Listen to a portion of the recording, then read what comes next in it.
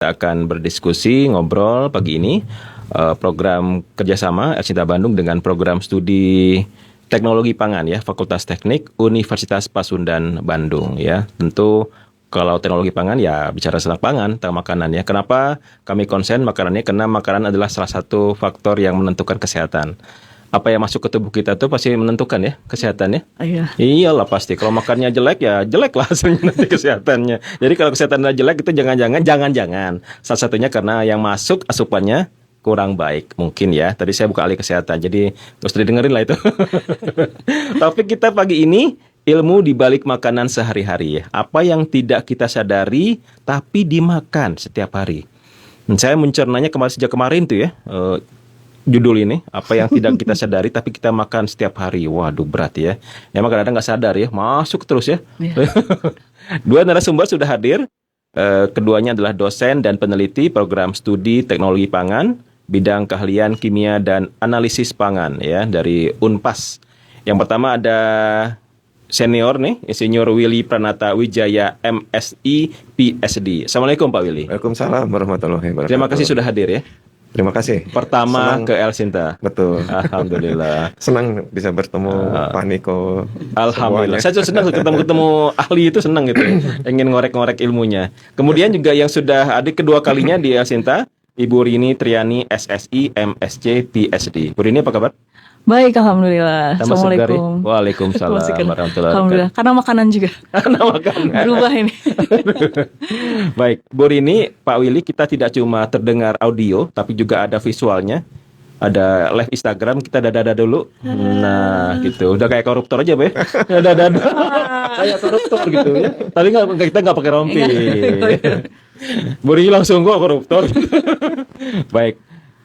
Anda ingin komentar WA boleh 08 23 kali 63 kali 2893 atau di kolom komentar ya Instagram ya Elsinta Bandung 89.3 FM. Nah, tentang makanan nih, Bu Rini, Pak Willy, silakan siapa yang mulai. Kan ada yang pilihan ya, seperti saya itu ada keyakinan bahwa makan itu yang sehat itu yang alami katanya ya, menghindari yang proses olahan gitu ya, karena kalau alami itu katanya lebih sehat. Nah, gimana tuh hal-hal yang begitu? Oke, mungkin kita definisikan dulu ya. Proses food apa itu? Maksudnya makanan yang telah melalui proses ya. Proses itu bisa minimal, cuman dipotong dan dikemas, atau sampai ultra proses ya, sampai dipanasin, habis itu dikasih tambahan asam, dikasih apa, terus panasinnya tinggi banget ya, kayak di retort atau dipanaskan dengan suhu sterilisasi ya. Sterilisasi. Kemudian dikalengin, kemudian disimpan dalam kondisi yang benar-benar hermetically sealed. Ultra proses lah itu. Ada yang minimal dan ultra. Semakin banyak diproses, ada perubahan secara kimia terhadap bahan-bahan makanan tersebut ya.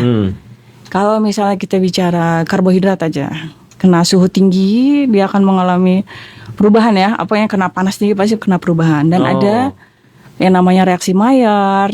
Reaksi Maillard itu reaksi yang karena panas tinggi dan hadirnya gula dan asam amino atau gugus amina bisa menghasilkan aroma lebih enak. Kemudian juga akrilamid atau termasuk senyawa toksin ini. Senyawa toksin? Akrilamida ya. Jadi yang dipanggang, digoreng dengan suhu tinggi, semua punya itu. Jadi udah kelihatan semakin banyak diproses tentu akan tambahan senyawa kimia yang kita tidak inginkannya lebih banyak lagi. Jadi emang sebaiknya makan yang minimal diproses. Tapi kalau tidak bisa, ya sebaiknya tadi dosisnya dibatasi gitu, dikurangi. Kalau harus makan proses pun kadang-kadang kita nggak bisa hindarin. Ya jangan banyak-banyak gitu. Paling seperti itu ya. Jangan banyak-banyak 3 piring gitu. Badan kita biasanya udah ngasih sinyal tuh, kita udah nggak enak, itu berarti udah kebanyakan. Oh, ada alarm ya. Jadi makanan olahan itu kan sudah dari proses tadi Bu Riri disampaikan, itu juga akibatnya menimbulkan senyawa-senyawa gitu ya. Senyawa-senyawa baru. Senyawa baru. Yang itu termasuk flavor juga, jadi bikin lebih enak. Oh. Makanya kan tergoda kan roasted tuh lebih enak, atau dipanggang digoreng, atau keripik, chips apapun ya. Brown rasanya lebih enak juga, aroma lebih enak. Tapi ya tentu ada yang lainnya. Jadi saat suatu proses terjadi banyak yang dihasilkan, tidak hanya satu hal gitu, tidak hanya flavor aja. Tapi kita hampir zaman sekarang Pak Willy hampir agak susah jadi ya menghindari Iya. makanan-makanan Karena olahan. praktis ya. Karena kepraktisan waktu untuk Praktis. menyediakan terbatas gitu. Iya, tentu suatu produk itu ingin laku, ingin bisa dimanfaatkan oleh orang banyak. Makan menjadi lebih appetite meningkat, daya Organoleptiknya. organoleptiknya diterima begitu ya, rasanya, tampilannya, rasanya, teksturnya. Aroma. Nah itu yang menyebabkan juga orang atau konsumen itu ingin dengan kepraktisan itu bisa didapatkan dengan waktu yang lebih singkat gitu. Dan repeat order, pembelian terus. Iya. Industri ya, larinya ke Iya. ekonomi ya. Nah tentu tadi itu kalau berbicara makanan ya harus aman gitu. Aman itu dalam arti ya bebas dari kontaminan kimia, biologis dan benda asing gitu. Nah yang banyak sekali yang dikhawatirkan itu adalah ke bahan kimia gitu ya, bahan kimia yang berbahaya ya gitu ya, yang tapi orang awam masih ataupun banyak di luar sana yang barangkali masih mempunyai pemahaman bahwa kalau pengawet 3P itu pengawet, pewarna, pemanis gitu, itu adalah masih jadi suatu yang paranoid yang pengawet, pewarna, pemanis. Padahal perisa. Iya. Padahal ada yang alami, ada yang sintetik gitu. Nah itu semua tentu untuk menjadi lebih rasanya lebih dapat, kemudian warnanya lebih menarik gitu. Karena kalau kita memilih suatu makanan kan kita akan lihat dulu tampilannya, Pak. Oh iya. Ya. Iya. Oh ini menarik gitu. Nah tentu kan harus kalau awalnya belum atau kurang misalnya tidak merata dan lain sebagainya, maka tentu perlu penambahan suatu bahan tambahan pangan gitu, pewarna. Nah berbicara mengenai aman ini berarti kan kita harus memperhatikan apakah bahan tambahan pangannya itu memang berbahaya gitu kan. Sebetulnya kan tidak mungkin gitu. Kenapa? Karena bahan tambahan pangan itu Nasi porang juga hasil teknologi pangan. Yang tadinya cuma umbi bisa jadi bentuk kayak beras, terus dijadikan dan itu kalorinya sangat rendah. Itu kan harus diekstrusi ya, dibikin bentuk seperti beras, dimakan dengan kalori yang sangat kecil dan cukup sehat karena seratnya tinggi ya. Iya. Kalau semua industri-industri besar Pak Willy dan Bu Rini tentu mereka sudah punya standar ya. Ya. Penggunaan BTP itu nggak sembarangan kan? Iya betul. Sudah ada apa sih takarannya lah ya? Iya, ada regulasinya yang memang harus diikuti dan dipatuhi gitu.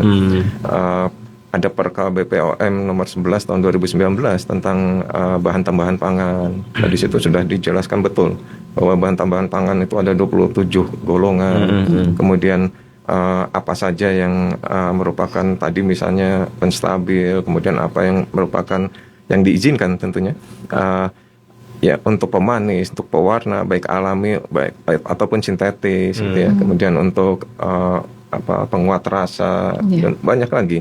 Nah, tentu di situ sudah ada juga tadi ADI-nya, batas-batas ADI ya, acceptable daily intake, yang bisa diterima tubuh ya. Iya. Nah itu semua sudah melalui penelitian dan tidak sembarangan gitu, karena di internasional pun ada acuan gitu ya, ada acuan dari Codex Alimentarius, dari WHO, FAO gitu. Kemudian juga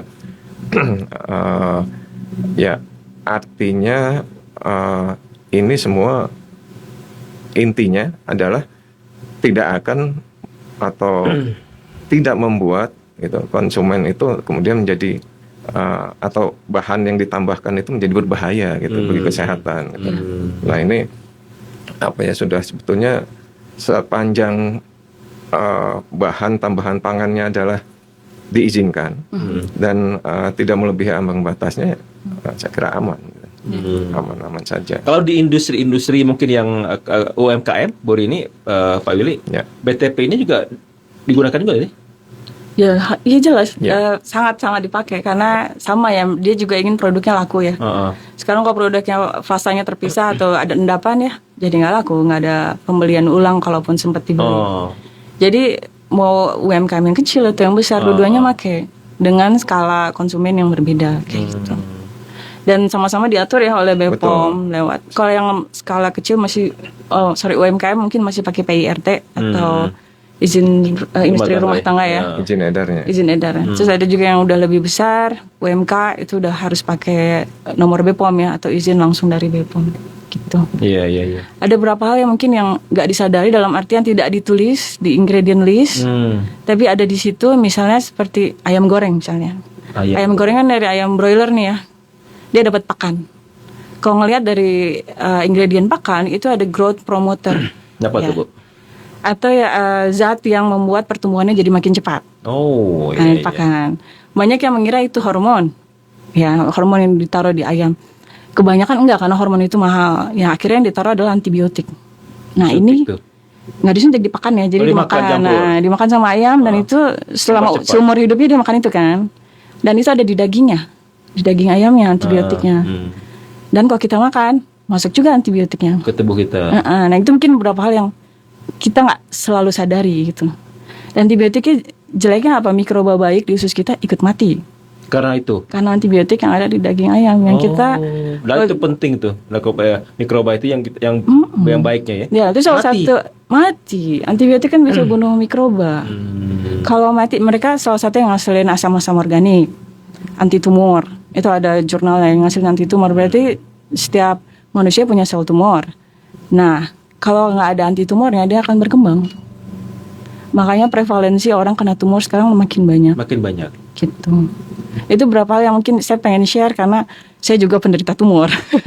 Jadi saya tidak menyadari bahwa saya makan itu selama ini. Karena gitu. sering makan ayam goreng. Ayam goreng.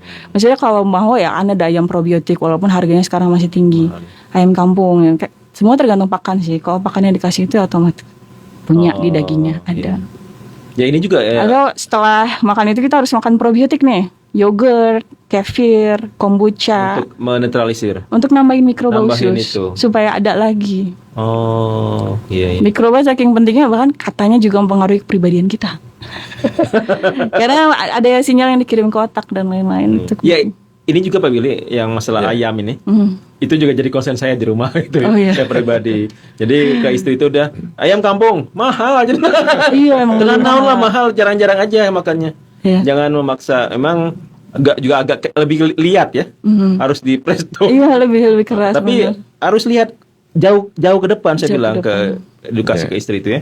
Tapi emang karena ingin mudah tadi ya, cepat ayam broiler kan. Tapi emang Pak Willy punya tanggapan nggak tentang ayam itu? Iya, sebetulnya kan tadi itu harus aman itu artinya bahan bakunya pun sebetulnya kan sebaiknya sih menggunakan atau bukan sebaiknya harusnya menggunakan bahan yang memang aman.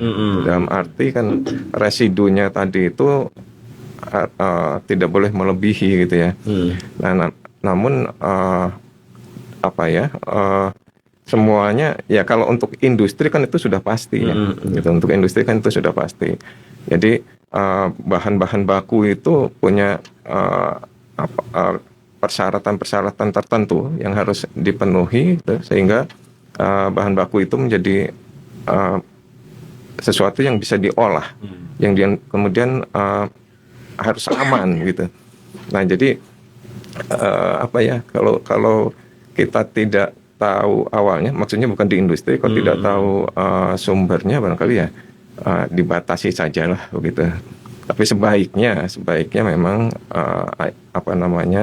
ayam itu ya yang sudah melalui proses pengujian gitu ya. Artinya kan di sana ada NKV gitu ya. Jadi dari hasil ternak itu kemudian nanti kan ada pemotongan ya, pasca panen itu dipotong, kemudian dagingnya itu kan diuji dulu sebetulnya begitu ya. Nah tapi kan apakah semua yang ada diuji? Kayaknya kecil kemungkinan loh Pak. Apakah semuanya?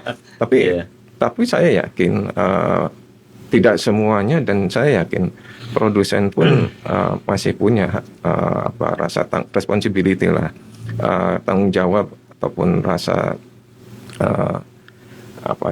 bahwa saya menghasilkan produk ini, ya artinya harus sehat, dan kalau harus aman, dan kalau itu aman, orang kan akan sering mengkonsumsi gitu ya. Nah itu sebetulnya secara kalau di industri sudah jelas bahan bakunya seperti ini gitu. Nah ini harus sudah memenuhi kriteria aman tadi gitu. Walaupun ada juga fraud ya. Yang produsen tidak bertanggung jawab tentunya. Bukan ada aja. No. Ada oknum ada aja di semua lini. Di semua lini. Iya. Berarti BTP itu nggak bahaya. Tapi ada juga yang ilegal ya. Tentu.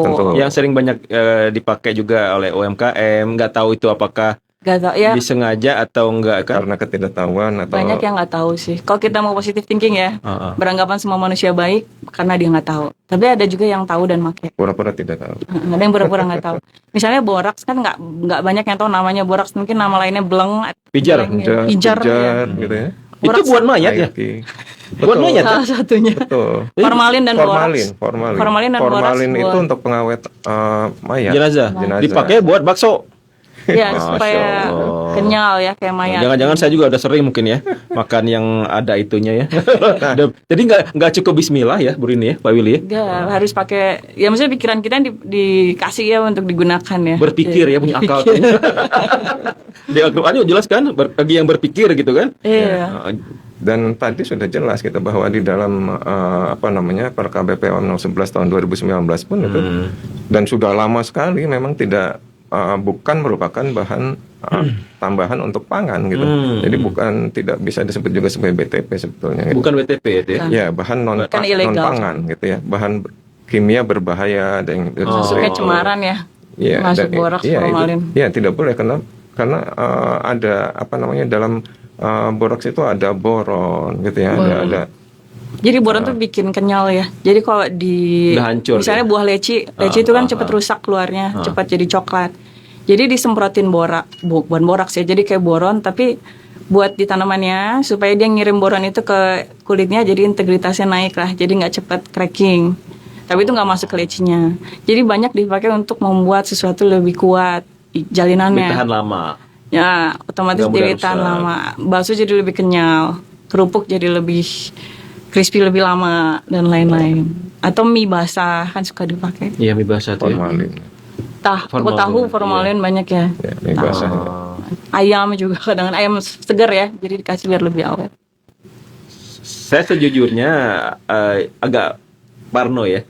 Semakin banyak saya tahu, Bu Rini, kan kita juga wawancara dokter. Jadi dunia mengerikan sekali. Jadi emang nggak cukup dengan Bismillah. Kalau teman-teman saya bilang, Bismillah lah, nggak cukup. Saya bilang kita harus pakai ilmu gitu ya. Makan juga harus, katakanlah yang bersih ya. Bukan nggak mau makan di pinggir jalan, tapi harus cari yang bersih dulu kan. Mau di pinggir tapi kalau bersih mah oke gitu ya. Gitu. Salah nggak sih Pak cara saya Pak? Ya kan kita cuma bisa pakai apa yang kita tahu ya, pakai ilmu yang kita tahu ya. Kalau kita taunya segitu, pakailah. Tapi kalau ada informasi sekarang hampir nggak ada batas, cari tahu selalu tentang apa yang kamu makan, apa yang kamu pakai, uang dari mana. Kalau kita nerima uang, jadi tabayun. Harus jelas sanatnya ya, asal usulnya. Oke. Nah, buat pendengar yang awam nih, Pak Willy, Bu Rini, untuk mendeteksi dari bahan-bahan yang ilegal tadi, borak, formalin, gimana tuh ya cara bagi kita masyarakat netizen yang awam nih? Kalau yang umum ada test kit ya, Iya, yang kita tinggal dicelupin langsung tahu ini ada formalin atau borax. Itu nggak mungkin Itu kan pendengar begitu ya? Nggak, test kit. Test kitnya juga ada di Shopee atau Tokopedia. Kalau mau cek sekarang orang biasa udah bisa beli test kit. Strip bentuk kertas lah, kertas aja. Apa namanya? Test kit, jadi kayak untuk nguji quiz sederhana buat di rumah. Jadi biasanya tinggal dicelupin, warnanya berubah berarti ada. Kayak gitu. Jadi dia kayak bikin apa ya? Pembentukan kompleks suatu senyawa, dan itu punya warna yang bisa dipantulin dan akhirnya gampang kelihatan. Gitu. Udah ada ya, gampang sekarang ya. Sudah Bayang ada. ya, harus Tapi, sebelum ya, makan celupin dulu. Kalau udah curiga, kalau kita tahu Saya lah. curiga wae, Bu. Jadi memang kadang-kadang lebih aman tuh kalau dokter Tan gitu ya, lebih makan di rumah gitu ya katanya ya. betul.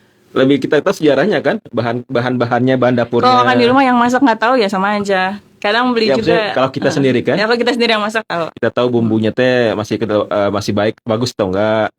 Ya gitu ya. Makanya si pemasak juga harus berilmu.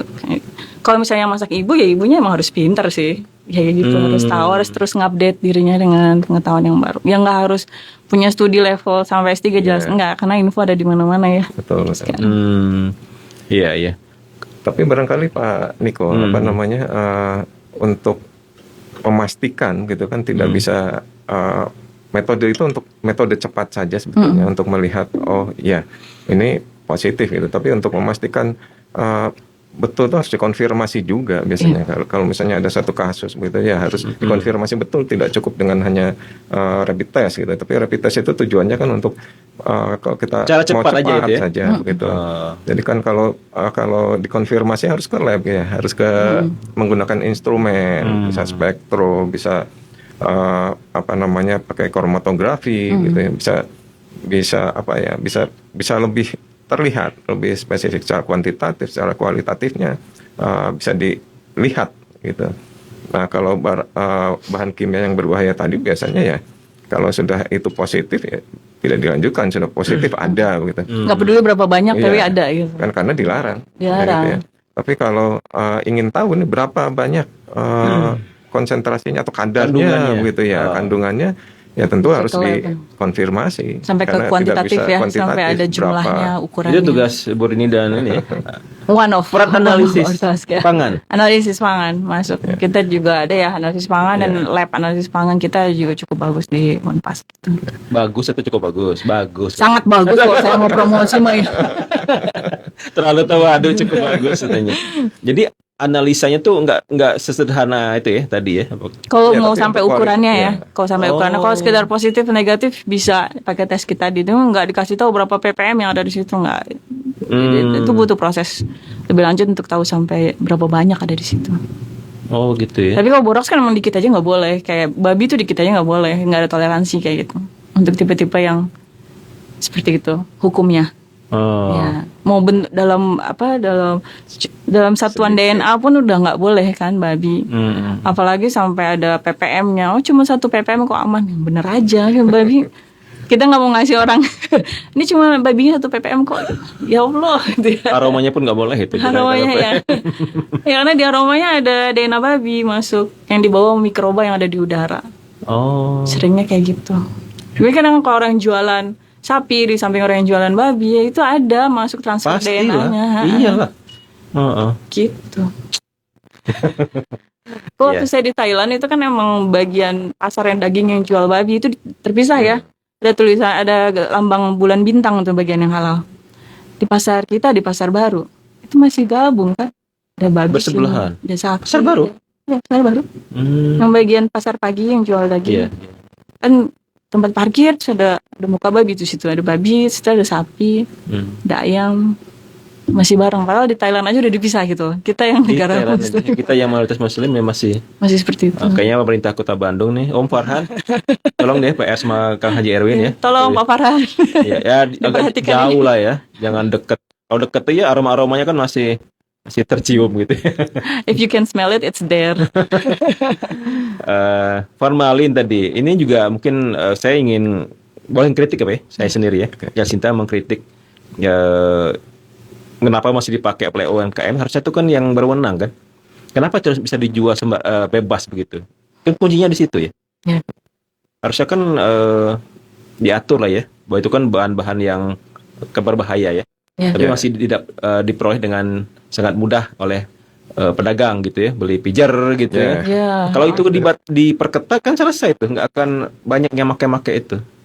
Ya. Nggak boleh. Now we're talking about politics. Ya, itu mah ranahnya Jacinta lah gitu ya, tugas kami. Baik, saya bacakan dulu komentar ya sebelum kita lanjut ke yang lain. Pak Sony Diadiung Duta, ilmu teknologi pangan itu apakah keilmuan ini bisa memberikan informasi kebaikan hal pangan sepanjang zaman? karena produk pangan selalu dibutuhkan. Emang makanan Pak Sony, setiap hari kalau Pak Sony nggak makan nanti kan bisa tepar.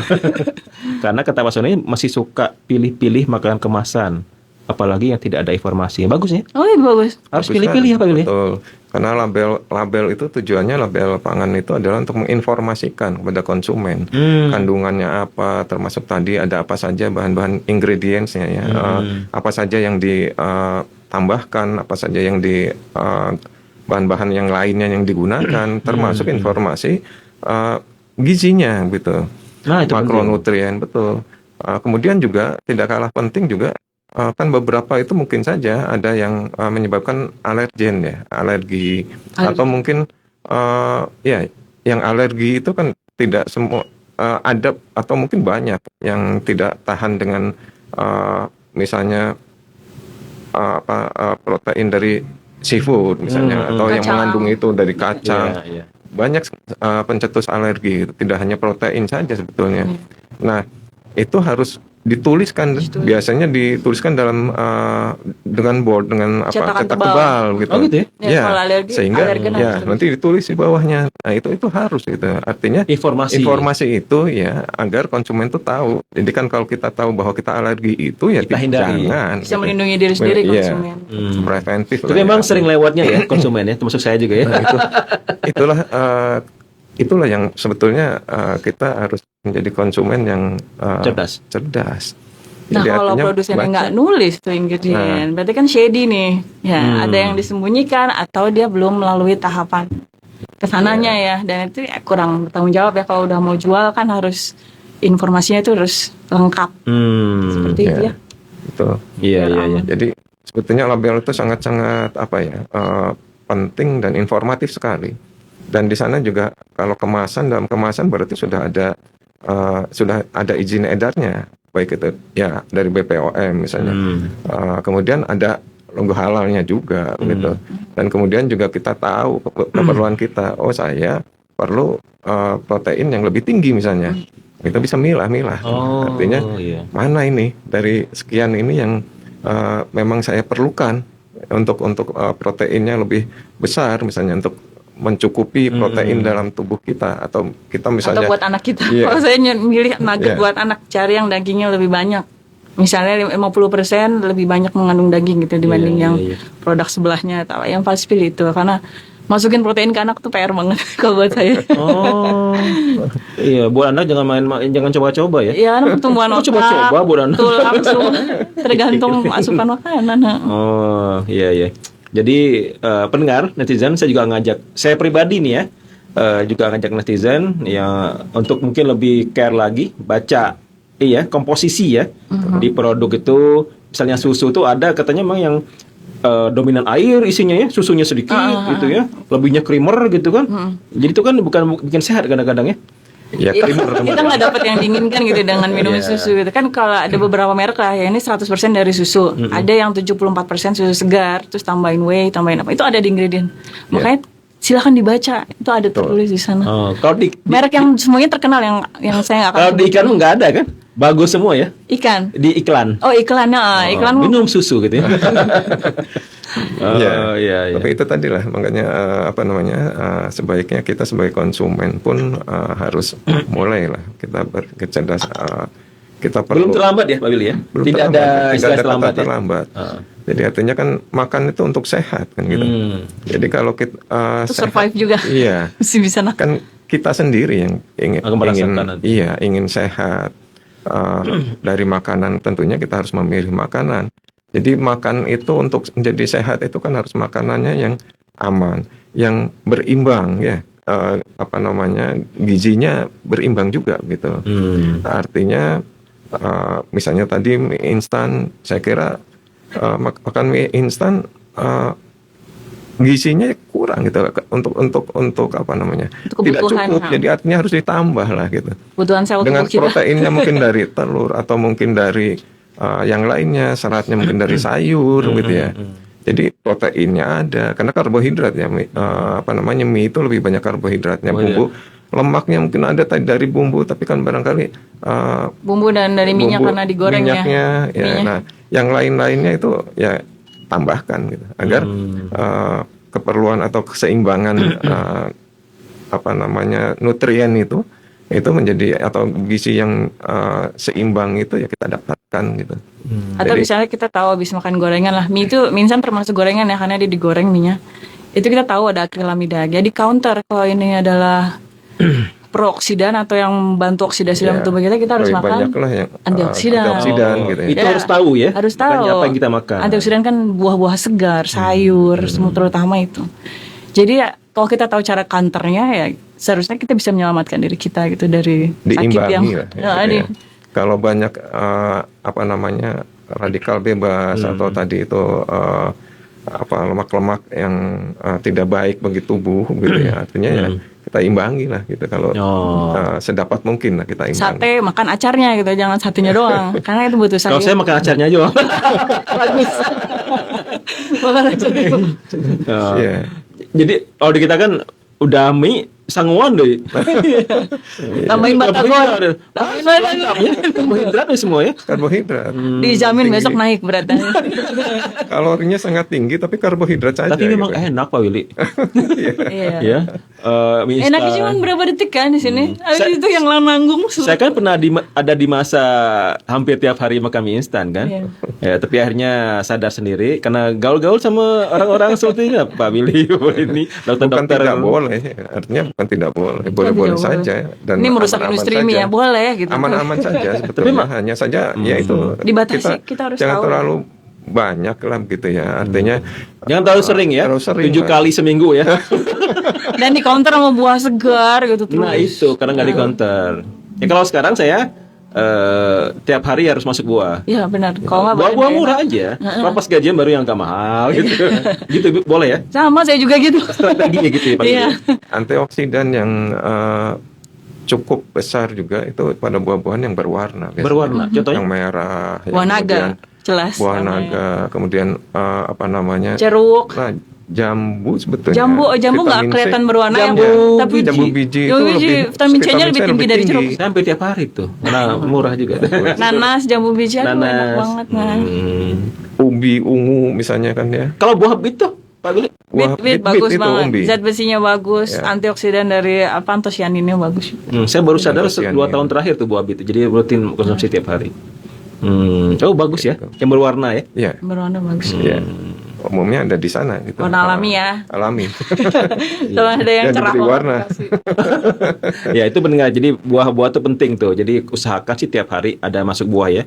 Ada juga yang mengatakan porsinya juga lebih besar dari karbo sebetulnya. Dari karbo yang sumber karbo murni ya kayak nasi ini. Buah sayur tuh harus lebih banyak dibandingkan staple foodnya ya. Entah jagung ataupun beras ataupun mie instan dan lain-lain. Ya. Oke, saya baca komentar lainnya dari Instagram nih, akun Syahrul Hidayat 12. Ciri-ciri bakso atau mie yang memakai formalin atau boraks gimana? Ini sudah sering, tapi kita harus ingatkan lagi. Bu Rini, boleh atau Pak Willy? Kalau saya sih nanti boleh ditambahin dari Pak Willy. Dia tidak ada lalat yang mendekat. Karena lalat nggak mau kalau ada pengawet seperti boraks dan formalin. Kalau misalnya saus terus semut nggak ada yang deket, itu sausnya jelek banget. Kenapa? Berarti pengawetnya tinggi banget. Jadi saya udah bandingin berapa jenis saus, yang satu saus disemutin, yang satu enggak. Terus lihat benzoatnya, ada natrium benzoat situ. Berarti dia natrium benzoat itu apa sih bahasa awamnya? Ditulisnya natrium benzoat ya, sodium benzoat. Bukan? Dia sodiumnya garam, benzoatnya itu chemical buat antimikroba, buat bunuh mikroba. Untuk pengawet sebetulnya. Untuk pengawet, jadi lebih awet. Karena mikrobanya dibunuh, terusnya juga lebih stabil ya dan lain-lain. Itu GRAS atau generally recognized as safe, tapi dengan takaran yang sangat sedikit harusnya. Biasanya di makanan basah ya, saus yang ada airnya atau sirup itu dikasih karena emang air gampang banget jadi media pertumbuhan mikroba dan lain-lain.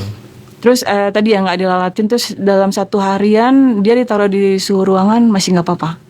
Harusnya udah mulai agak basah kalau nggak pakai pengawet. Kalau tahu terlalu kenyal. Kalau bakso sama ya, biasanya terlalu kenyalnya nggak wajar ya, kayak mantulnya udah kayak bola tenis. Nanti kalau saya beli bakso saya pencet-pencet dulu, mang puntennya. Boleh dilempar dulu boleh. Segitu nanya. Kalau bakso yang dari aci gitu ya. Akan ada bakso aci. Ya namanya juga bakso aci, lebih banyak acinya. Gitu ya. Tentu ya teksturnya juga kenyal banget ya. Berbeda gitu ya. dia lebih ya seperti halnya kalau aci direbus di ini kan. Tapi akan berbeda sebetulnya kekerasannya dengan jika menggunakan boraks tadi ya. Lebih kenyal. Nah, Cilok itu banyak. kalau bola tuh mantulnya teratur gitu itu mungkin gitu, jadi agak ini. Tapi kan kita praktisnya agak sulit juga kalau harus begitu kan. Namun kan Nggak apa-apa Pak. mungkin Mang pinjam hiji tester. Warnanya nggak wajar, baunya nggak wajar. Baunya Kok nggak ada amis-amisnya? Oh. Nah, Iya. bisa. Mungkin ada lagi yang tambahin, Pak? Itu kalau mie Untuk basah ya. mie. Bakso. Ini juga banyak kasus nih Mie dia. formalin. Banyak Kalau mie digereb- kering kan nggak usah pakai itu, udah awet karena Udah mau awet. digoreng. Kalau mie basah mie ya. basah. Iya mie basah, yang kuning-kuning tuh, Nah, formalin. yang warnanya tuh menyala tuh. Ya. menyala, udah warnanya Iya. mencurigakan. Baunya sampai lalat semut aja nggak mau. Mereka tahu ya, Iya, mereka iya. dikasih insting langsung dari Allah, ini jangan hindari yang Gitu seperti ya. ini.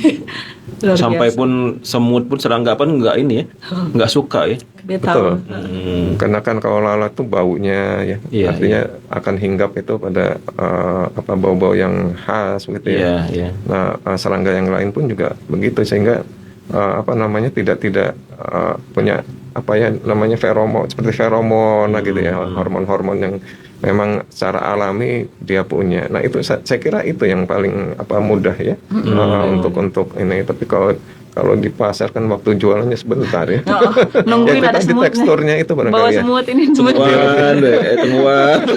Tapi kalau ikan kan luas ya, di pasar lelang itu kan Iya, kalau lalat itu kan akan Justru yang banyak lalat yang baik Saya kira. lah. Lalat juga kalau yang busuk juga dia deketin ya. Kalau busuk kan Iya. kita nggak usah beli juga kan. Ada ikan yang udah busuk Oh. juga ada lalatnya. Iya, Cuma iya. dalam artian ini yang kelihatan baik-baik Masih aja, segar gitu tapi ya, nggak ada kelihatan lalat, segar. nggak ada serangga yang mau deketin. nggak ada laler ya. Oh iya. Ayam busuk juga ada lalat, tapi bukan dalam artian yang itu. Oh iya. Jadi saya juga ingin di kesempatan ini mengajak nih pada para produsen, ya, pembuat katakanlah mie segala macam, bakso, kalau bisa sih hentikanlah praktek-praktek curang lah ya, yang menggunakan formalin. Apalagi nggak mungkin sih, nggak tahu sih ya. Kalau misalnya dibuat secara jujur kan orang nanti makannya sehat kan akan kembali ya, beli Iya. lagi. Beli lagi repeat Betul. order ya. Kan Betul. sifat-sifat serakah nih para produsen nih, ingin untung besar, jadi yang lain menggunakan formalin, boraks ya. Karena ini kan rutin kita lihat gerebek polisi ya, Iya. di mana di Kabupaten Bandung misalnya. Mudah-mudahan sih kesini makin baik lah ya. Kita hidup lebih sehat, kan enak gue, Iya. apa ya? Iya. Lebih sehat, jarang ke rumah sakit, jadi rumah sakit nggak penuh gitu ya. BPJS juga nggak rugi gitu, harus bayar klaim-klaim gitu ya. Baik, Iya. ke komentar berikutnya dari akun Instagram ya, Ayu Meditas. Kalau produk yang mengklaim healthy food, Teman saya Ayu Editas. Oh. Masa nggak tahu? ngetes Iya, dia ini. ngetes. Produk yang mengklaim healthy food katanya seperti gluten free, sugar free dan lain-lain, apakah benar lebih healthy? Sekali mau nanya, gluten tuh apa sih Pak Willy, Pak Bu Rini? Gluten. Jadi gini, gluten itu hanya ada sebenarnya asalnya dari gandum. Tapi kalau gandumnya sendiri belum ada glutennya. Kalau udah dijadiin tepung, belum juga. Tapi pas sudah diadonin, ada yang namanya protein gliadin sama glutenin, gabung tuh dia. Jadi ikatannya juga ikatan kovalen, jadi kuat. Itu namanya Jadi protein. munculnya ketika diadon. Setelah diadon. Karena apa? Karena kan kena anget dari ngadon ya, anget sama air. Dia mulai bentuk ikatan kovalen antara Oh, dua. gandumnya mah belum ya? Belum ada. Oh, iya. Jadi antara dua protein itu baru gabung ketika diadonin. Hmm. Dulu ini udah dari zaman Rasulullah udah makan roti ya. Sebenarnya gluten tuh dulu juga nggak masalah. Ya. Terus? Kalau sekarang gluten jadi ada masalah karena emang kesehatan kita rata-rata udah menurun. Jadi lambung udah nggak sekuat dulu juga. Oh. Dan banyaklah faktor yang bisa bikin orang jadi sekarang nggak bisa makan gluten. Dulu nggak apa-apa sebetulnya gluten itu. Iya, iya. Sekarang juga banyak sih yang masih nggak apa-apa ya, termasuk saya. Cuman ya untuk yang jelas tidak bisa dengan gluten ya emang harus dihindari. Tapi orangnya harus tahu sendiri, maksudnya kondisi kesehatan dia seperti apa. Iya. Atau juga dulu tepung juga kan belum pakai pemutih ya, termasuk BTP ya, belum pakai perlakuan tepung yang di dalamnya ada banyak lah yang bikin tepung jadi lebih gampang dimodifikasi oleh proses ya. Ini yang bikin glutennya nggak sendirian, ada teman-temannya yang bikin banyak saat temannya ya. yang bikin perutnya jadi protes. Jadi nggak glutennya sendiri, kadang-kadang barengan sama gluten tuh banyak gitu. Yang di tepung yang udah diadonin jadi Berarti roti. kalau yang gluten free, sugar free itu lebih sehat itu? Untuk orang yang tidak bisa gluten, Oh, jelas iya. lebih sehat. Untuk orang yang nggak masalah Nggak dengan masalah? gluten ya Nggak nggak masalah? apa-apa. Nggak Nggak apa-apa. masalah. Dan gula sukrosa itu kan sebetulnya untuk energi kan gitu. Jadi Sukrosa itu gula ya? Iya. Oh. Gula pasir itu kan sukrosa itu. Ya kita perlu sebetulnya. Perlu Sugar untuk free energi. bahayanya ada lagi tambahan karena dia Iya. pakai pemanis buatan. Kalau sugar free seringnya kan masih manis tapi sugar free nih. Berarti dia pakai pemanis buatan. Manis buatannya bisa dari aspartam ya, asesulfam. Kita cek ya ada sakarin. Sakarin. Ibu hamil jelas nggak boleh sakarin. Oh, nggak Jadi boleh. harus cek banget. Asesulfam itu ada di misalnya redoxon atau apa ya. Oh. Aspartam ada di berapa. Yang bisa, tapi ada yang sensitif sama itu. Nggak sama ya? Sakit, makanya tiap badan Tergantung. tuh beda. Jadi nggak bisa nyamain kan?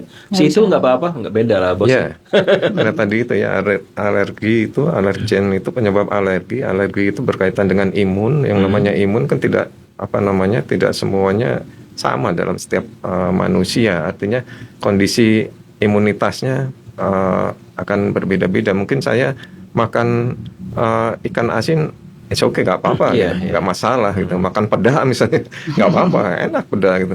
Nah, tapi mungkin Burin itu yang lainnya, Sakit waduh nggak leher bisa, atau apa. bengkak-bengkak di bibir misalnya begitu ya. Nah itu juga tergantung dari individunya gitu. Artinya ada yang memang tidak tahan.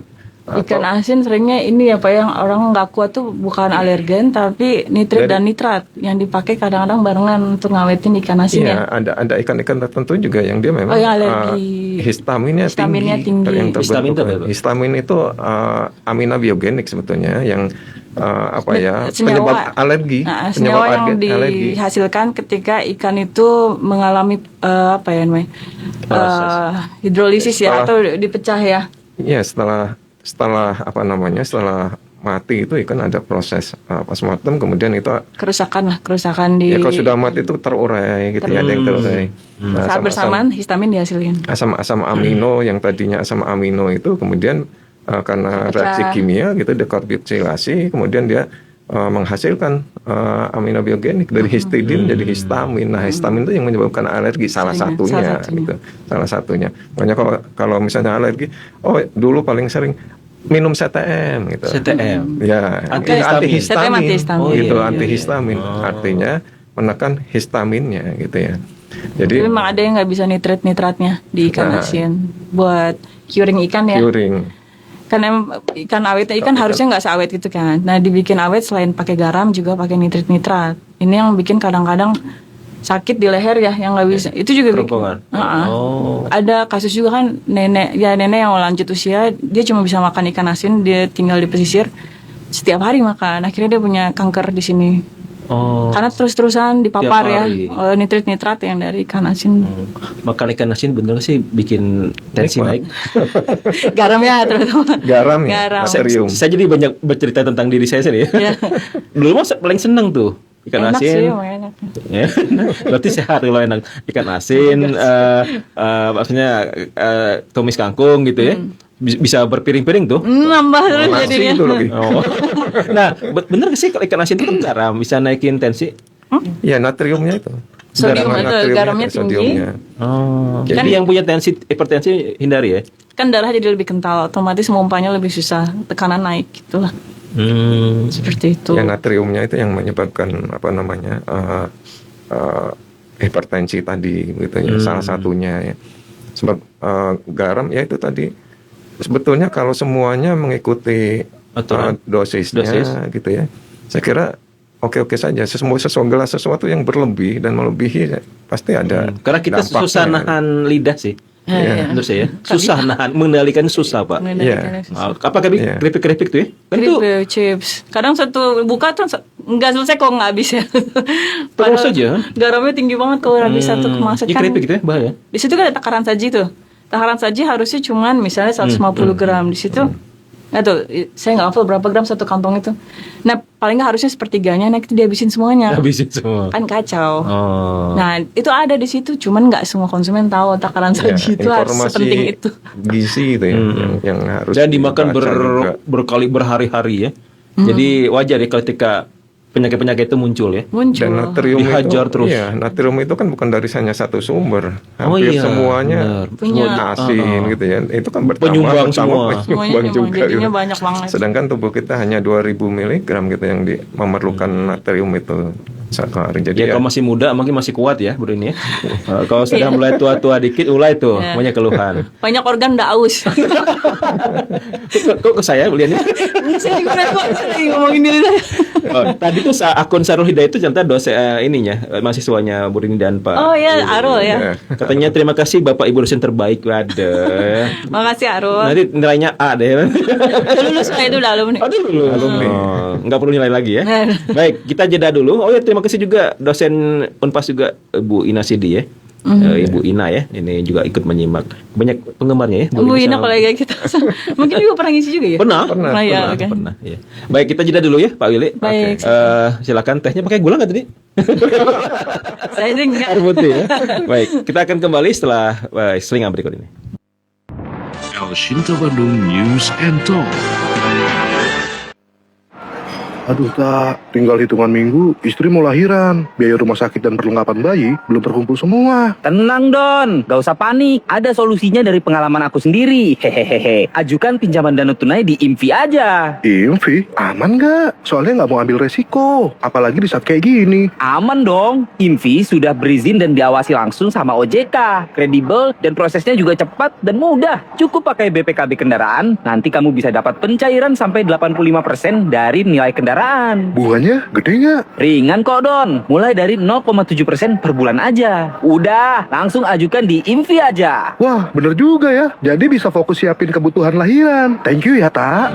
Sahabat IMVI lagi butuh dana tambahan untuk biaya persalinan istri. Tenang, IMVI siap bantu kamu lewat pinjaman dana tunai multiguna. Cukup jaminkan BPKB kendaraan, kamu bisa dapat pencairan hingga 85%, bunganya ringan mulai dari 0,7% per bulan. IMVI sudah berizin dan diawasi OJK. Jadi, Anda tidak perlu khawatir. Informasi lebih lanjut hubungi www.imvi.co.id. Lampaui keterbatasan, ajukan di IMVI aja.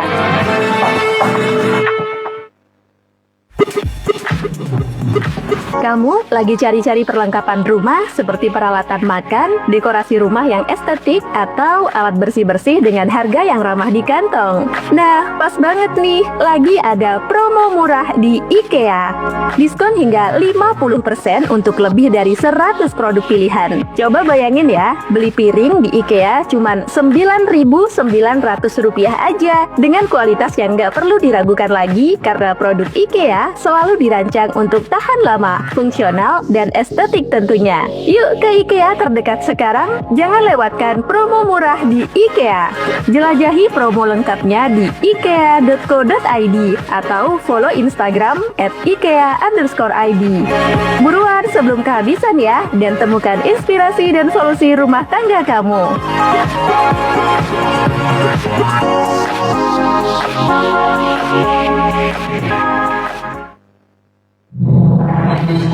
Diskusi interaktif.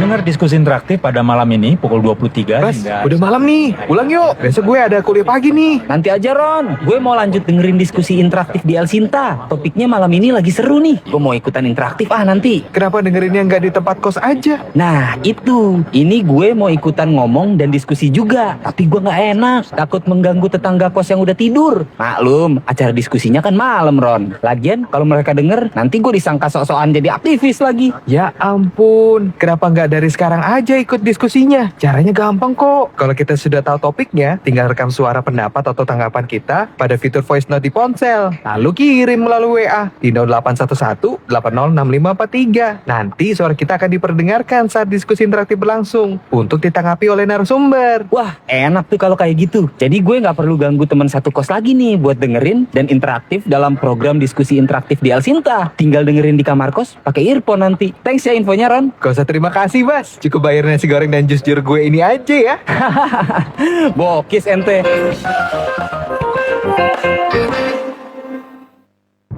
El Shinta Bandung News and Talk.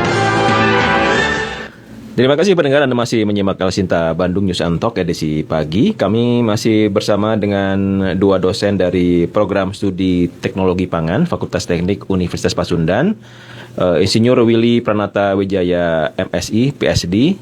Saya senang Pak Willy ini, ejaan masih lama ya. Iya, Wijaja gitu. orang lama ya, Pak. Wijaya lama. Saking seniornya gitu ya. Ada Bu Rini Triani SSI MSc PSD ya.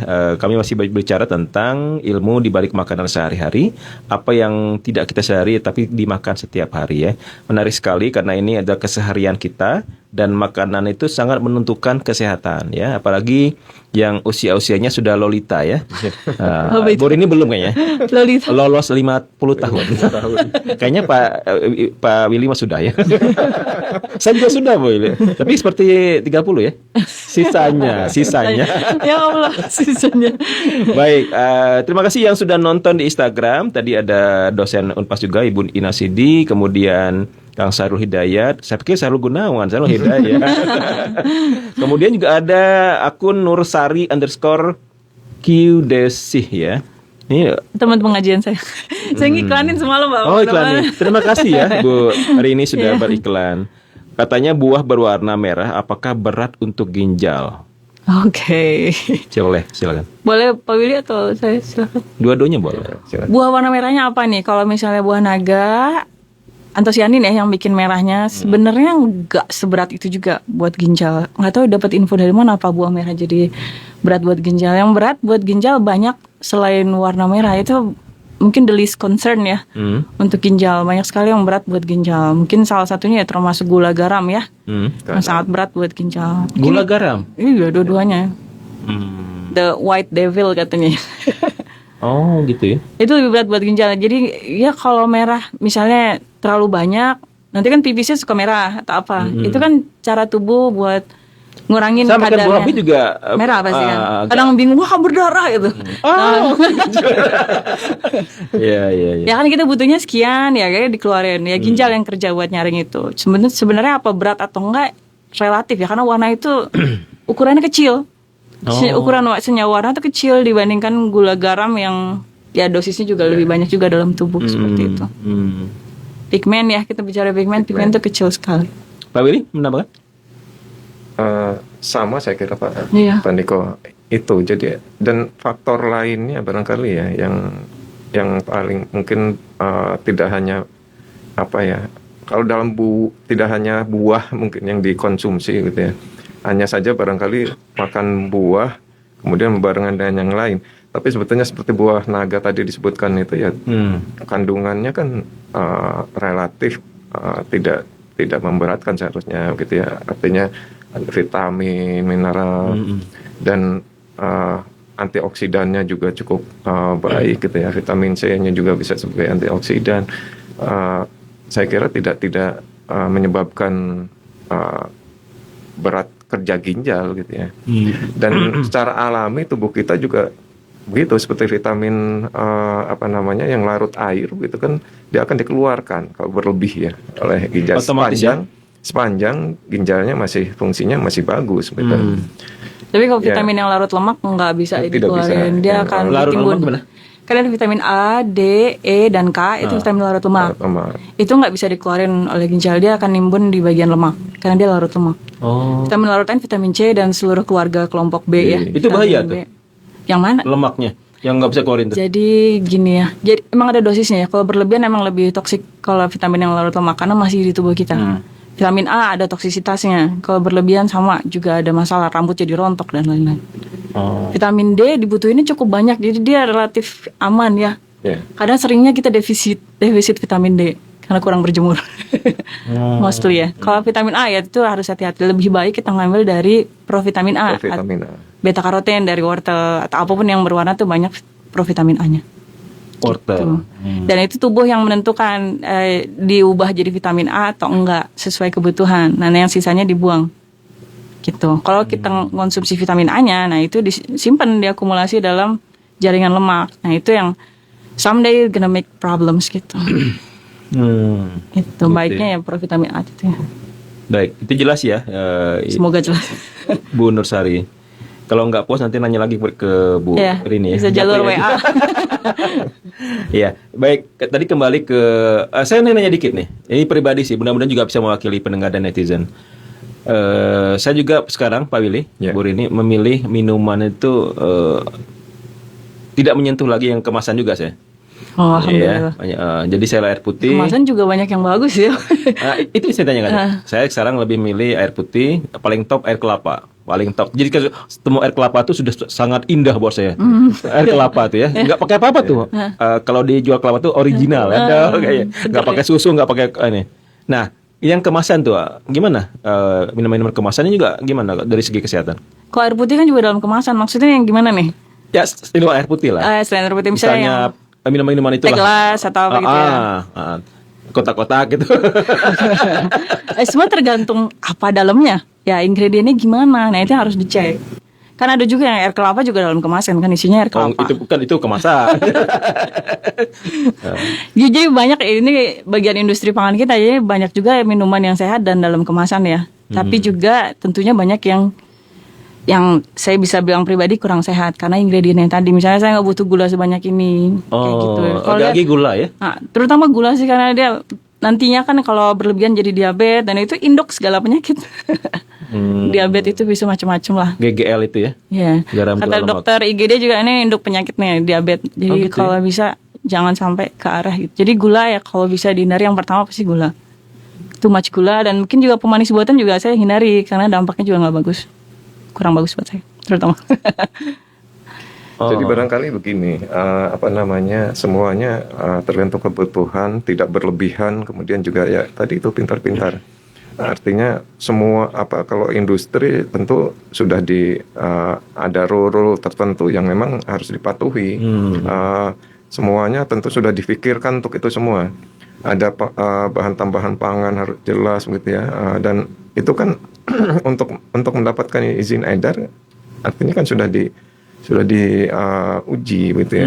Nah, sehingga ya mudah-mudahan seterusnya memang istiqomah begitu gitu ya. Ada satu yang gula tinggi tapi saya masih konsumsi dalam kondisi tertentu. Misalnya saya sakit ya dan butuh vitamin C cukup banyak. Nah, itu saya ngambil dari minuman yang vitamin C tinggi walaupun gulanya saat itu tinggi. Tapi habis itu kayak ada counternya gitu lah buat netralisir too much gula. Jadi nggak makan gula dari sumber yang lain, benar-benar cuma dari itu. Karena yang butuh itu vitamin C-nya tinggi dan yang saat itu praktis karena industri itu banyak ke arah praktis. Jadi ya dikonsumsi tetap. Vitamin C dosis tinggi itu ya di antara minuman itu ya. Enak ya kalau paham itu ya. Butuhnya apa gitu ya. Kita baca dosis tadi ya, baca komposisi gitu ya. Penting sekali ya komposisi itu ya. Karena jujurnya saya selama ini main sikar-sikar aja kalau beli itu, Pak. Iya. Ada gramnya sih tuh. Satu botol ini udah 40 gram. Mati gue. Ya, jadi penting sekali membaca komposisi ya, ingredients ya. Nah, mungkin bisa menghindari berarti makanan-makanan yang tanpa itu ya, yang curah gitu ya. Yang curah jelas kan nggak ada labelnya ya, kita nggak tahu apa di dalamnya, jadi kita nggak bisa bilang jelek atau nggak, tapi shady ya. Ini nggak ada info, mendingan dihindarin kayak gitu. Minyak curah udah nggak sekarang? Minyak curah juga udah nggak ada. Kalau masih ada. Masih gitu. Masih kok di pasar tradisional masih ada. Masih ada. Oh, ibu-ibu saya nggak tahu ya. Ya saya ibu-ibu. Cuman kan di situ kalau kadar air tinggi gampang tengik pasti dan lain-lain. Dan seringnya curah emang dites kadar airnya lebih tinggi dari minyak yang komersial. Ya jadi intinya sebetulnya jangan takut, tapi kita harus waspada gitu aja. Waspada. Gitu lah. Jangan takut. Jadi waduh nanti kalau saya minum ini nanti begini, minum itu jadi begini. Hati-hati boleh ya Pak? Hati-hati gitu. Boleh ya? Boleh. Harus hati-hati, malah. boleh. Tapi jangan berlebihan juga. Betul. Jangan paranoid ya. Sebab itu tadi itu teknologi gitu. Jadi artinya dengan inovasi, dengan teknologi ini kan bisa menjadikan sesuatu yang kita butuhkan, sesuatu yang tadinya mungkin kurang bagus menjadi bagus, kurang enak menjadi enak. Namun kan itu semua itu tadi harus menggunakan yang BTP yang diizinkan dan dosisnya tidak boleh melebihi ambang batas. Dan itu pun sebetulnya kalau dianalisis, diuji sebetulnya itu adalah tidak melebihi itu dari residunya gitu. Jadi kan pada awalnya mungkin agak besar atau mungkin hampir mendekati ambang batas, tapi pada proses mungkin saja ada yang menguap atau ada yang ikut sebagai terbuang dan lain sebagainya. Contohnya banyak pestisida proses. di sayuran ya. Di ujungnya berapa gitu saat kita beli itu Nah, residunya tinggal berapa? Untuk produk itu yang diuji ya residunya berapa sih gitu ya. Jadi bukan awal yang ditambahkan dikasih berapa? gitu ya. Tapi kalau ini terlalu tinggi ya mestinya ya Ujungnya juga gede, lebih besar gitu. Tapi kalau belum tentu residunya ini kemudian nanti melebihi ambang batas gitu. Tapi ya saya kira itu semua sudah diperhitungkan dan sudah difikirkan baik-baik gitu ya. Kalau memang Pada level produsennya tertentu, ya. produsennya memang bertanggung jawab. Karena kan kan tidak mungkin mendapatkan kepercayaan konsumen itu kan bukan mudah gitu ya. Dan itu tadi tanggung jawab produsen gitu ya, itu juga penting. Kalau industri saya kira tidak masalah, tapi untuk UMKM kenapa? Oleh karena itu UMKM itu selalu sering sekali ada sosialisasi, ada pendampingan gitu ya. Nah ini karena nggak bisa dengan takaran saja ditambahkan gitu. Nggak cukup. Takaran itu kan kalau sejumput, segenggam beda. Kalau orang kalau tangannya besar kan iya. Jumput juga kalau begini, kalau besar nggak diambil, presisi ya. Iya. Sebab kalaupun takaran itu ada takaran yang memang sudah yang presisi, yang betul-betul sudah terukur gitu. Semuanya harus terukur gitu. Nah, satuannya ppm misalnya 1 per 1 juta bagian. Lebih saja sedikit, kelihatannya sedikit gitu. Tapi kan dalam konsentrasi bisa bertambah jadi besar gitu. Nah itu yang sebetulnya pengawasan ataupun kesadaran diri dan rasa tanggung jawab dari produsen terutama bukan ya semua sebetulnya, tapi yang UMKM mungkin atau yang mungkin industri rumah tangga mungkin karena ketidaktahuan dan atau mungkin karena keterbatasan peralatan dan lain sebagainya, ya terus diedukasi gitu. Sehingga konsumennya jadi cerdas ya. Jadi cerdas, produsennya juga nantinya jadi bukan pengetahuan orang teknologi pangan lagi, ini pengetahuan umum gitu. Semuanya harus tahu. UMKM di kita itu bukan di Jerman ya. Kalau saya ngutip Dokter Tan ya. Kalau di Jerman kan UMKM itu diperiksa oleh Kemenkesnya. Kalau di kita mah walau alam ya kan masing-masing aja kan. Jadi emang dibutuhkan kesadaran ya. Dari UMKM-nya untuk kesehatan kita bersama. Betul. Gitu. Enggak sekedar enak, tapi kalau enak tuh banyak ya, Bu Rini. Banyak. Tapi makanan sehat yang susah. Asli. Kalau enak mah gampang tuh ya. Tambahin mecin aja enak tuh. Sing RW mecin ya.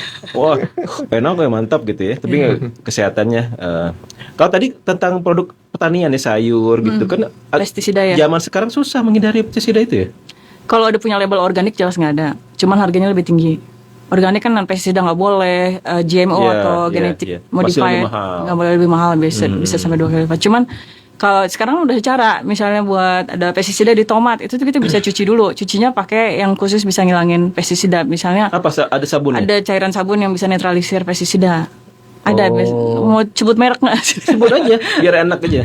Misalnya Sunlight Natural ya, ada, atau ada yang lain juga. Khusus untuk ini pestisida. Jadi direndam dengan takaran ya, semua harus takaran, jangan berlebihan berbuih banget. Di 1 menit kok nggak salah ya. Direndam. Soalnya saya harus melakukan itu supaya anak saya nggak kena pestisida. Direndam, digosok-gosok, terus pestisidanya larut. Soalnya kalau dimasak gitu aja dengan panas dengan apa masih ada. Makanya di situ. Aku takut Pak Willy. Tipe-tipe selada atau apa juga sama harus di-treat kayak gitu. Kalau mau nggak pakai santan bisa pakai cuka 1:3. Tapi satunya apa? Cukanya. 3-nya air. Direndam berapa lama? Sebulan. I have to check again. Mungkin sebulan. Anjir mau jadi acar. Atau pakai itu ada alat kan ozon ya, pembentuk ozon itu O3 itu. Kemudian ada air, airnya itu diberi ozon ya, simpel gitu. Sepanjang alat itu memang berfungsi. Nah itu juga bisa untuk melepaskan gitu ya, melepaskan ikatan pestisida. Tapi barangkali masalahnya sekarang nggak semua punya alat O3. Ya, sekarang ini kan semakin pestisida itu kan bisa insektisida dalamnya, bisa semua banyak dalamnya. Masalahnya juga mungkin ada yang tidak bisa hilang atau larut dengan cara tadi gitu.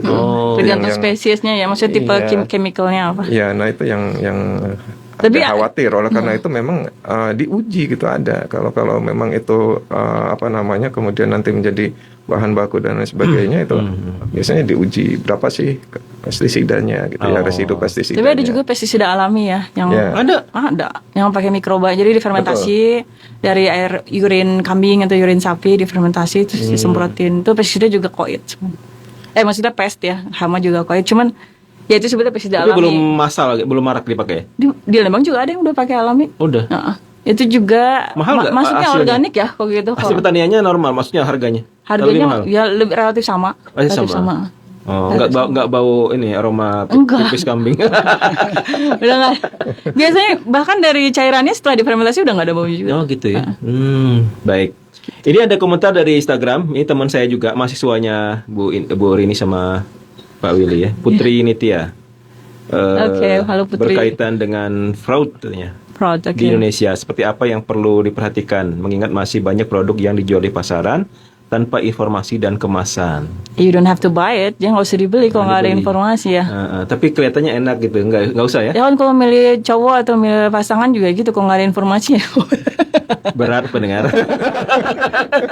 Iya. Jangan ini ya, yang ragu-ragu itu tinggalkan ya. Ragu-ragu tinggalkan. Kecuali kalau Anda mau ngetes sendiri ke lab, silahkan. Dites sendiri nih, misalnya ada nggak sih borax sulforaminase, penasaran itu silahkan dicek dan jadi Anda tahu ada atau tidak. Tapi kalau misalnya nggak ada waktu untuk ngecek ke lab, ya dihindari lah kalau nggak ada informasi ya. Iya, kesehatan lebih penting ya. Kesehatan lebih penting. Nikmat mata tuh cuma ini aja ya, sebentar nikmat lihat makanan itu enak, tapi kesehatan yang penting. Iya. Temennya Bu Rini lagi tadi, yang tadi Nursari mau tanya lagi tentang paparan plastik kemasan pada makanan atau minuman. Karena banyak kemasan tipe sekali pakai. Oh, yang wadah-wadah itu ya. Kemudian begitulah minuman-minuman itu gimana, Pak Billy? Ya itu produk itu sudah dipikirkan juga ada persyaratannya sebetulnya. Namun kan kita harus pastikan ya apakah semua yang dibuat itu memenuhi syarat itu atau tidak gitu ya. Jadi itu migrasi itu sudah difikirkan agar tidak terjadi dengan teknologi itu makanya. Nah masalahnya sekarang kan yang beredar cukup banyak yang serupa gitu ya. Artinya apakah betul tuh dilapisi misalnya gitu ya atau memang tidak gitu. Nah itu Bu ini spesialisasinya Bu Ina sebetulnya kemasan. Tapi masalah migrasi ini ya tentu banyak faktor juga gitu. Termasuk cara storage-nya, penyimpanannya. Panas itu lebih memudahkan adanya luruh dari chemical kemasan. Contohnya kayak kemasan Aqua, pakai merek ya. Itu tuh nggak bisa lebih dari 2 kali dipakai kan. Misalnya diisi ulang. Kenapa ya? Karena ada luruh setelah itu. Banyak kemasan yang misalnya merek Rubbermaid atau apa itu nggak boleh lebih dari 1 tahun. Karena ada dampaknya setelah itu. Dan kalau beli satu merek dalam kemasan gelas dan kemasan botol itu juga karena tipe kemasannya beda, itu rasanya juga ada ngaruh. Kalau saya sih sensitif ya, kalau yang gelas ini kerasa lebih, menurut saya kurang enak dibanding yang botol.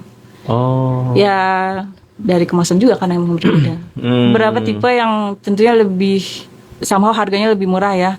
Itu juga integritas kemasannya juga di bawah itu, dalam artian lebih mudah luruh ke kemasan. Makanya sekarang ada air mineral yang sekali pakai ya, galon ya? Ya, sekali pakai karena itu. Iya, jadi bekasnya buat pot itu. Di mana saya lihat di pot kembang ya, pot bunga gitu ya.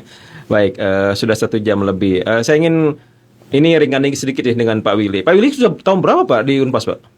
96. Waduh, luar biasa ya. Itu nggak pindah-pindah ya di Unpas ya? Ya. Jadi sempat jadi bisnismen juga kok ini. Pak, kenapa dulu Pak tertarik ke teknologi pangan Unpas Pak? Karena menarik. Kemudian sepanjang manusia atau orang tuh hidup ya tentu perlu makan.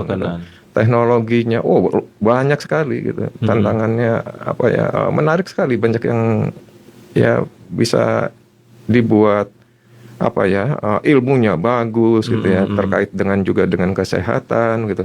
Ya, saya sebetulnya juga suka mengenai kesehatan gitu, ilmu kesehatan. Di dalamnya ini ada kimia, ada fisika, ada banyak hal gitu, ada teknologi gitu. Itu yang saya juga suka gitu. Kimia, biologi semua. Engineering gitu ya. Artinya ini dengan ini maka bahan baku ini bisa dibuat seperti ini gitu. Dengan teknologi ini. Gitu. Nah, tadi itu bahan kimianya atau reaksi-reaksi kimianya, nah di sana juga dipelajari juga gitu. Artinya bagaimana nih bisa jadi begini gitu ya. Nah kemudian apa saja Bapak nih? senang kimia dari dulu? Iya. Curiosity-nya dia. Iya, Menurut saya itu kimia. paling susah tuh kimia tuh. Menurut saya lebih susah masuk surga. Betul. Jadi 96 tuh mulai dosen di Unpas. Iya, masih apa ya, masih kontrak ya. Jadi 97 keluar SK 100% lah gitu. Oh. Dosen tetap. Belum di Setiabudi ya itu deh. Masih di Lengkong waktu itu. Oh, masih Lengkong. Iya. Oh. Iya. Menarik sekali sebetulnya mengenai Hampir 30 makanan. tahun loh Pak di situ ya. Iya. Tahun depan 30 tahun. Iya. 97 ya, 96 97 lah. Emang passion ya Pak ya? Iya. Ya. Di situ ya. Something Iya. exciting yang buat orang yang udah interest ya. Bu Rini juga Saya awalnya mungkin kan dari biologi Pak, saya biologi di ITB, kayak teman-teman di biologi. Kemudian saya punya tumor tuh, saya mau tahu nih kenapa sih saya punya tumor. Dan terus ada baca buku, mulai baca dari makanan. Habis itu saya mau belajar soal makanan kayak gitu. Soalnya saya pengen sehat sebenarnya awalnya karena saya itu pengen sehat. SMA tuh. SMA. Oh tumor tuh SMA. Pas milih. Oh, Gitu. akhirnya balas dendam lah ya terkutip, ingin Enggak. sekolah. Ya, I want to know like I want- ingin tahu gitu, masuklah di. Iya, pengen sehat sih. Oh, gitu ya. Mulai di Unpas berapa Bu Rini? Unpas tuh 7 tahun yang lalu sih. 7 tahun Sebelumnya lalu. kan saya masih sekolah di luar dan lain-lain. Luar angkasa gitu. Di Mars. Itu hampir 30 tahun ya Pak ya? Iya. Abang Abdi, luar Iya. biasa. Menariknya- Menikmati ya Pak ya? Iya, alhamdulillah. Menariknya ini lagi engineering gitu loh. Di Unpas, TP Unpas itu kan memang dulunya cikal bakalnya teknik kimia. Cikal bakalnya? Ya.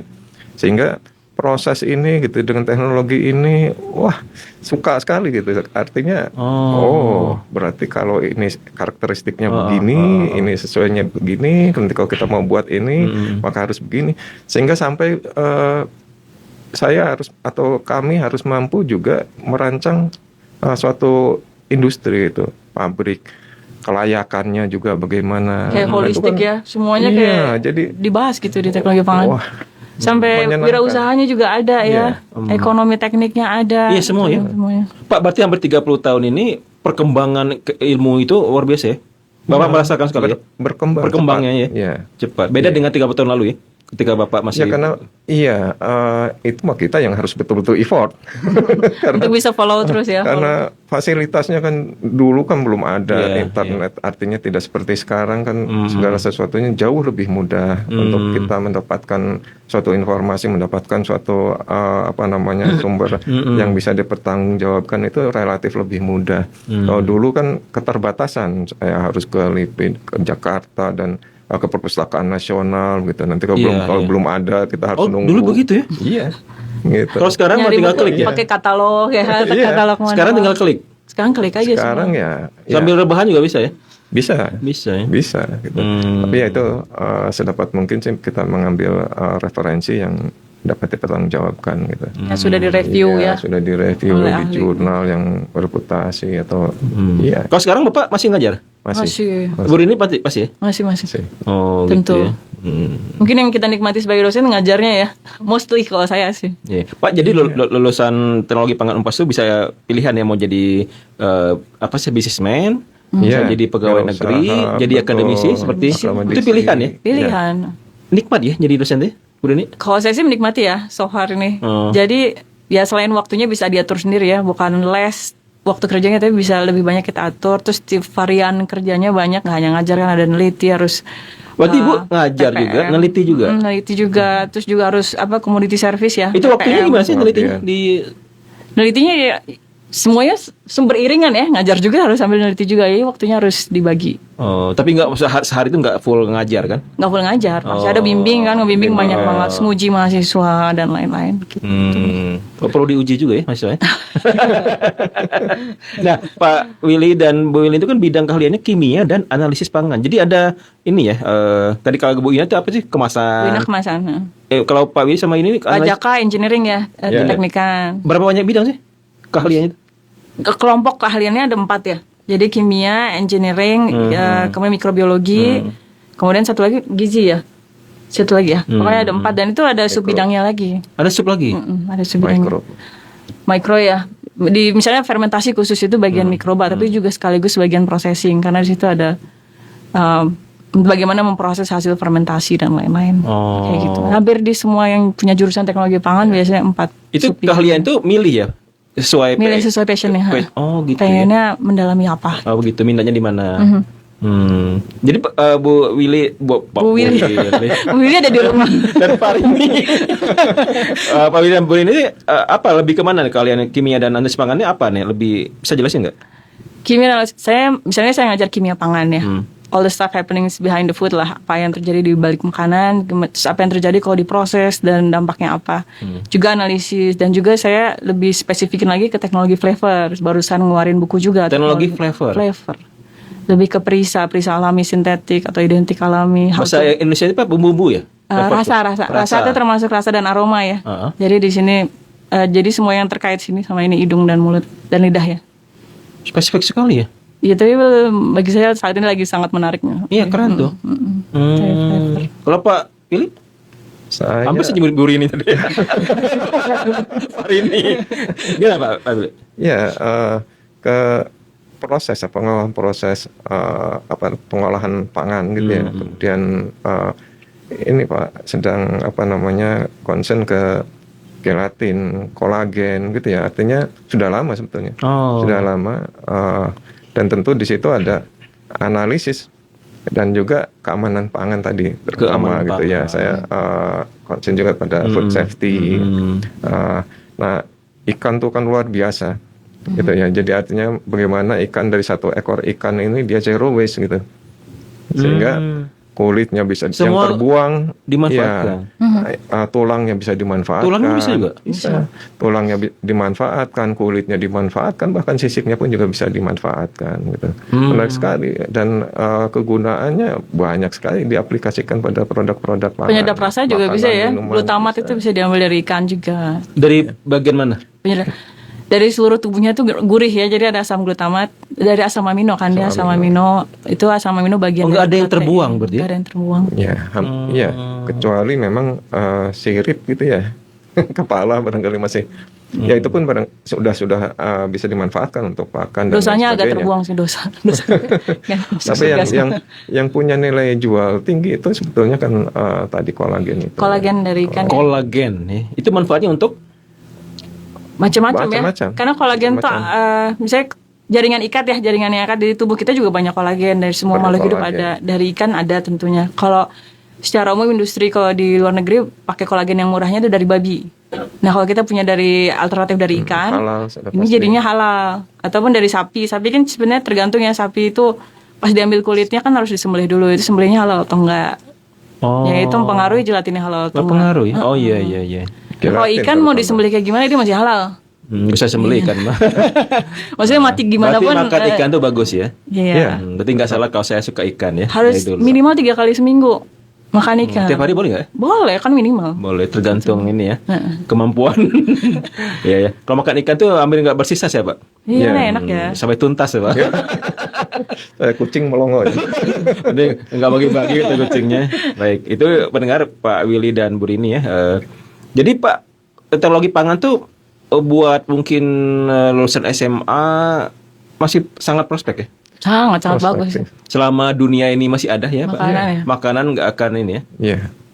Nggak dibahas karena masih makan kan semuanya. Masih akan makan, iya. Dan luas gitu ya. Artinya ya tadi aspeknya luas sekali gitu. Mau ke proses, mau ke mesin dan peralatan, industrinya. Berarti peran teknologi pangan tuh luar biasa ya untuk di masyarakat ya, berkontribusi. Tidak cuma dari katakanlah makanannya, juga mungkin marketingnya, cara pengemasan gitu ya. Bukan hanya cara masaknya kayak bukan kuliner. Cara masaknya aja. Karena kita nggak situ. Berarti lengkap sekali ya.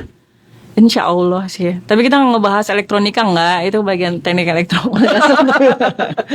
Iya. Jadi yang menariknya itu kan bagaimana kita mengangkat makanan tradisional gitu, misalnya seperti sudah banyak contohnya. Indonesia apalagi kaya banget dengan culture. Misalnya rendang rendang kapan saja di mana saja kita bisa beli. Diharapkan begitu. Sudah dikemas.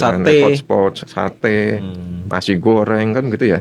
Jadi artinya itu kan memudahkan dan yang tadinya umur simpannya sebentar bisa menjadi lebih panjang, gitu. Dan insya Allah aman, gitu ya. Itu yang penting, selama dalam batas waktu umur simpannya. Makanan bayi sekarang bisa dalam kemasan. Kebayang dulu ibu-ibu repotnya minta ampun, masa harus bawa blender kemana-mana. Saya masih kayak gitu tuh. Tapi sekarang ada kan kemasan untuk makanan bayi, Gerber atau apa, dalam kemasan, dan itu aman untuk bayi. Jadi arahnya ke industri juga gitu. Bagaimana makanan tradisional atau kita memanfaatkan sumber daya alam yang begitu kaya, begitu banyak sekali, kearifan lokal gitu ya, kita angkat kemudian dibawa menjadi produk industri gitu. Itu kan saya kira cukup, karena kita ya banyak sekali makanan-makanan tradisional yang sangat kaya, Pak. Sangat kaya gitu. Kan itu sayang ya kalau cuma umur simpannya 1-2 hari ya. Jadi artinya itu menarik gitu loh.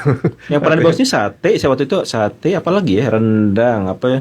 Pokoknya sekarang udah bukan hampir semua bisa di ini ya. Bisa, saya kira bisa gitu. Menggunakan teknologi umur simpannya soto lebih. Soto udah dalam kemasan. Soto Bisa. Tinggal campur air mungkin ya. Itu teknologi gitu loh. Teknologi. Bubur ayam sekarang ada bubur kemasan. ayam ya. Bubur ayam atau bubur nasi? Ayam mas seuprit. Bubur nasi. Jadi kalau beli bubur itu teh ini tuh bubur ayam, bubur nasi. Karena ayamnya seumprit gitu ya. Baik, menarik sekali berdiskusi pagi ini, sudah 1,5 jam.